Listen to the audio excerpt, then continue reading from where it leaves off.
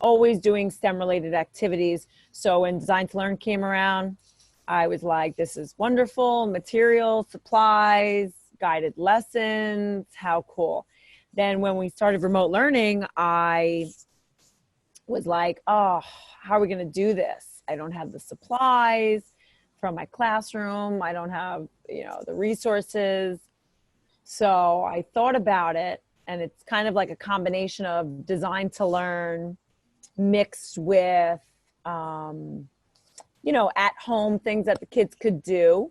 So, Fran, I don't know if you want me to get into detail right now or later, but. Yeah.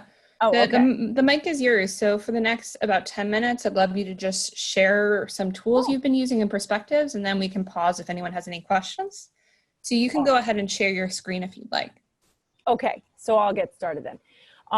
So basically, I said, what can the kids do at home with the resources that they have? And some of them aren't even going outside, so what could we do? And then I thought, well, let me look through my pantry and see what I have that would interest them. So far I've done after school, and what we do to connect with the after school students is we created a Google Classroom, and I'll share my screen so you guys can see. Okay. And if something doesn't seem right, just let me know so you can see my classroom. Okay, good. So here we have a Google Classroom that we created with our after school program, and we call it the Virtual Learning Falcons Friends After School Announcements. And we have our Google Meet. So every activity that we do, they click on the Meet to come in. So for example, I'll just show you what I post. Yesterday I said, happy Tuesday. We're going to do how it's made chemical reactions. Okay. So we looked at different types of chemical reactions yesterday. We did Mentos and soda, baking soda and vinegar, Sprite and raisins. And I give them a heads up. I have a whole sheet that I've provided them with. Let me just pull that up right here. I have a whole sheet of, materials that I need them to pick up. I've shared that with them. I'll share it with Fran, and she could share it with you guys, okay? I don't want to take too long to find it here. But I'll post every time we do the how it's made.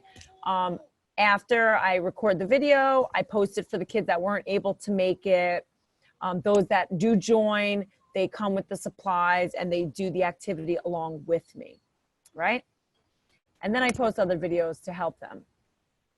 So I'd like to show you one thing I made that was like a precursor to the lesson so that they could visualize and see the materials that they needed to collect. So I sent this out a week prior to the lesson, and just to show the kids what the form would look like. So I'm going to share this with you guys. It's about 2 minutes long, showing them the supplies and talking about what we were going to do and speak about during the lesson. So here we go. I hope you can hear it. Hello and welcome, Falcons friends, to another week of How It's Made. This coming week, we are going to be making a non-Newtonian liquid solid called Oobleck. And the materials that we need for Oobleck are very simple. You can buy them at the dollar store. Cornstarch, Durbrand, or whatever you have. And water. And a tray like we had for our slime with some spoons. He's getting excited because we're also going to be making Play-Doh next week. So for Play-Doh, that'll be a different lesson. You're going to need flour, food coloring, measuring cup. I just got little to-go cups so we can put the Play-Doh in. And some salt, any kind of salt. So we're going to be making Oobleck, cornstarch and water, and Play-Doh, which is flour, water, salt, and food coloring, okay? We're going to talk about the science behind it.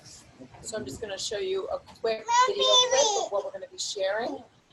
I'll share my screen with you. So we're going to be talking about oobleck being a solid, liquid, or a gas, what state of matter it's in. We're going to go back to the actual layers of the earth, and we're going to talk about how it relates to it. Make sure you have your bucket, and we will go through a whole procedure that we follow. And we'll talk about safety first, of course, and then we'll do some extension activities. And with the Play-Doh, we're going to do a do-it-yourself Play-Doh that we're going to begin, and then we're going to make conducting Play-Doh as well. Conductive. All right, everybody. Can't wait to see you.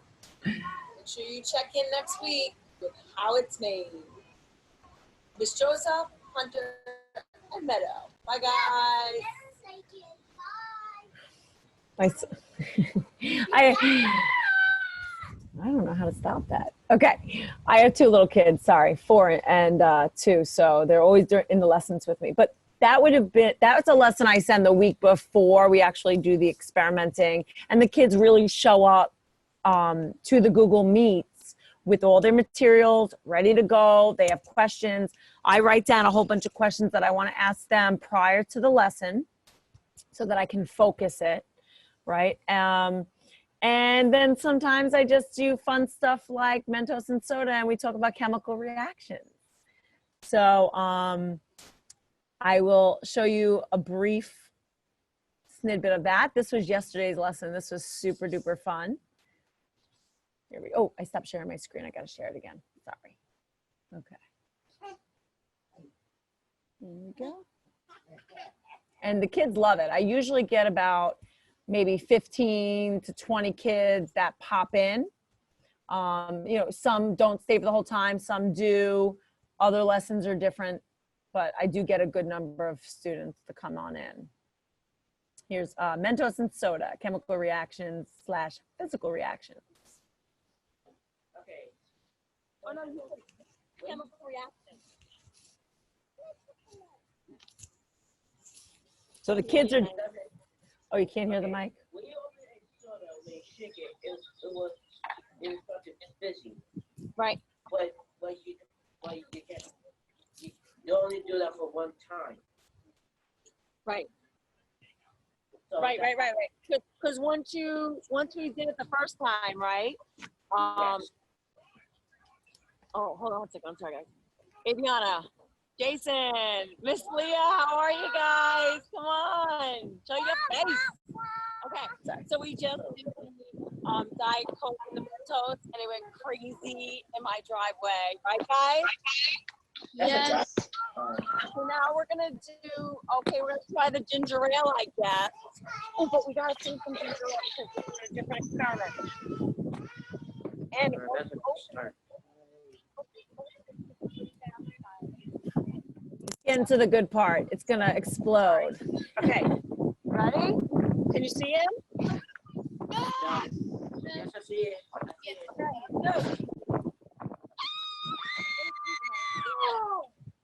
Oh my God! Where your son is? Guys, look! I just look how much more. I think the other soda. The ginger ale. Not the ginger ale, but I think I made, Oh shoot! yeah. Diet Coke. Okay, so basically the kids had to decide which soda they, well, first we started, of course, you know, asking what do you think might happen, make your observations, what's your hypothesis?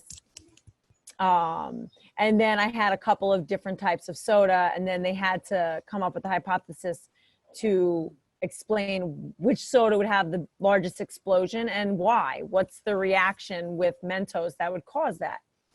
So we had ginger ale and Diet Coke and Sprite. What else do we have? Orange soda, a whole bunch of different ones. And we also looked at, I usually pulled up this, oh, here we go. And prior to what you saw, we were just talking about looking at a graph and reading the graph and determining which one, and then seeing if our hypothesis was going to be accurate or inaccurate. We usually I show them a little video while I'm setting up supplies, because that could be a little awkward sometimes, right? When you have downtime. So I'll show them a YouTube video of maybe one of the experiments, and then I'll question them about that. So it's really cool and fun to do these easy, accessible lessons with the kids at home. It gives them something to look forward to. I'm trying to stop sharing my screen, I'm sorry. It gives them something to look forward to, and it really only cost me like $5 a lesson, so it's not bad. I can't figure out how to stop sharing my screen. That's okay. I can do it for you. Oh, I see. You got it? Great. Okay, great. Wonderful. Chrissy, those were had some really great tips that I think were teased out and highlighted by Ellen in the chat of like a way to set up some kind of demo is to play a video or show a graph with some guided questions to have some time behind the scenes to set up, which is a really interesting materials kind of lens of preparation and organization in this new reality of remote teaching. And then you answered Ellen's question of how long the lessons typically are, and you said 1 hour. Can you speak a little bit more about how you structure a typical lesson? And if anyone has chats, questions, please enter them in the chat, or feel free to, we'll start there and maybe we can unmute you if they come up. Sure. So how I structure the lesson, basically, I usually give the kids like the first 5 minutes to go collect their supplies, put it together. And, sorry. It's okay, Meadow will guest star, yes. Yeah, right, okay, here we go. Say hi to everybody. So I give them 5 minutes to collect their materials, and then I'll pose a question, like, what do you guys think will happen if X, Y, and Z? Or have you ever seen blah, blah, blah? You know, depending on what the lesson might be. You know, with Oobleck, it was, you know, what have you seen about this? What do you know about this? So that's like like the do now, trying to get the brainstorming going. And then I do the procedure. I'll ask them, what procedure do you guys want to follow? Like, make up your own procedure. Have you done this before? And if they haven't and they get stuck, I will then post the procedure on a PowerPoint and show them how to go through it step by step. We do the math part of it. We're doing measurements. We're using measuring cups and different temperature gauges. And, you know, on Thursday, I'm going to do the Mentos and soda again, but I'm going to have a measuring stick. So we're going to measure the height of the explosion. And then we're going to graph it together. I have a whiteboard that we're going to graph it together. And then you do the experiment, right? And then we're going to collect that data. And then we just go back to like misconceptions or aha moments, and maybe some extension activities, because I'm doing it every Tuesday from 3:30 to 4:30 and every Thursday from 3:30 to 4:30. So sometimes Thursday might be an extension of Tuesday, or it might be a new lesson. It all depends on how the lesson flows. But yeah, 1 hour is plenty of time to do it. And it's plenty of time for, you know, a mid-summary lesson, mid-summary cap, and an end of the lesson cap with an extension activity. So yeah, Ellen wrote, yep. That's what I do. The pre-questions hypothesis. Yeah. Oh, Ellen's writing for me. Thank you. I was looking for questions. Thanks, Ellen. Great. Please, questions from anyone on the call. We've got Chrissy's brain, or maybe even if you want to share strategies of ways you're connecting. And we understand that we're here with a STEM lens, but there might be something you're doing in another way that is relevant for a share anyway, or questions about sharing technology. So we open it to the field. Special shout out to Meadow for guest starring. Hi. She was talking the whole time I was talking, so I was like, yeah, my brain gets a little scattered, guys. Sorry. Yeah, great split screen energy. I can see your mom brain and your educator brain just kind of going to two. Love it. Great. Chrissy, I just have a quick question. Sorry. When you're having the kid, are you, how do you manage all those kids? How are you checking in with what they're doing? How does that work? So you set it up, now they're trying to do it themselves. Do you just kind of look through the screens, or you encourage them to use the chat? How does that work? Right. So I have another adult supervisor from one of the staff members from the after school program in with me. So she's monitoring the chat, right? So if there's any questions or maybe kids are getting off task, she'll bring them back on task. And then she'll speak the questions out loud for me. I do let the kids unmute themselves. That's fine. I want it to be interactive. I am monitoring. I have the grid view on Google Meets, so I can see what everyone's doing. I will bring things up to the screen so they can see, and then I'll take a few minutes and I'll just check in with everybody. I'll say, okay, guys, hold it up to the screen. Let me see what you have so far. Let me see the consistency. Let me see, if I'm talking about slime or something. And they'll hold it up to the screen so that I could see. And then I've pointed some out and said, guys, that's way too watery. Did you check your measurements? You might want to do it again. And then I'll give them time. How's everybody doing? And I'll feel a pulse of the classroom. But yeah, so I definitely have another adult in the room with me because I can't be doing the experiment and checking the chat at the same time. So yeah, that's a really good question, Ellen. Thank you.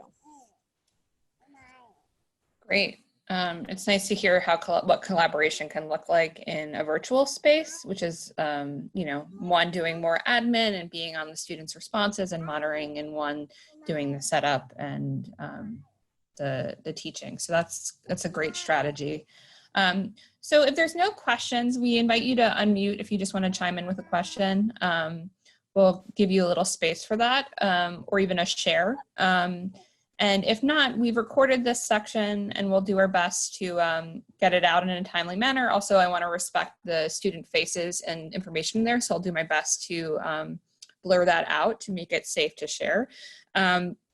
And I also Chrissy put together a list of tips, and I think some were added that we caught that will circulate out before the end of the week, just so you can share more broadly if you find it's a helpful tool to share with a peer or your staff.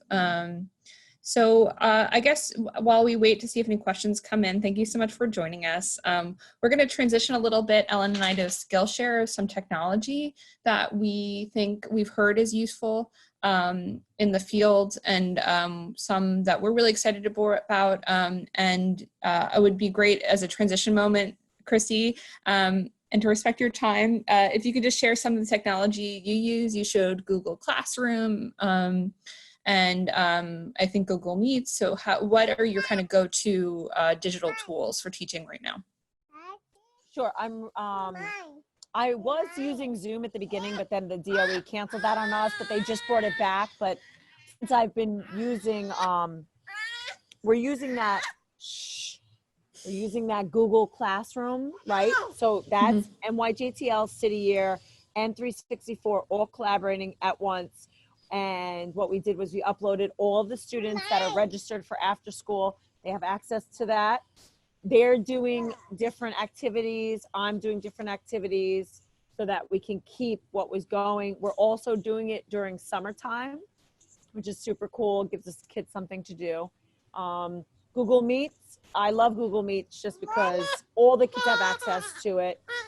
I was also using Flipgrid because my District 19 STEM Olympics is going to be doing a virtual science fair collection thing. I'm sorry. And It's okay.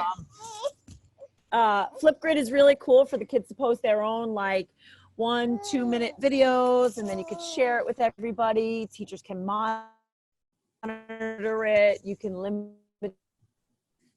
video. You can post the questions as a post assessment or pre-assessment to the lesson. It's really, really cool. Flipgrid, I totally recommend it. Kahoot is another technology resource that I'm using. during my classroom time to assess the students' learning for the topic that I posted. It's really cool because it's like you can create your own quiz questions, or they already have pre-made stuff that you can use. What else was I using? Flipgrid, Kahoot. Oh, Jamboard. Jamboard is really cool too. That's lots of fun for the kids. All of these things you really just have to, play around with it, click in it, see what you can do with your kids that you'd like. But in the beginning, I was like, I'm not going to do any of that stuff. It's just more work. It's more work. But honestly, it made my job so much easier because it was already done for you. So, yeah. Great. Well, thank you so much. We know your hands are literally full. So if you need to head out, fine. But if you want to stick around, if questions pop up, if you're here, great. If not, we can always circle back to you. Great. So thank you so much for your time. We're going to shift a little now to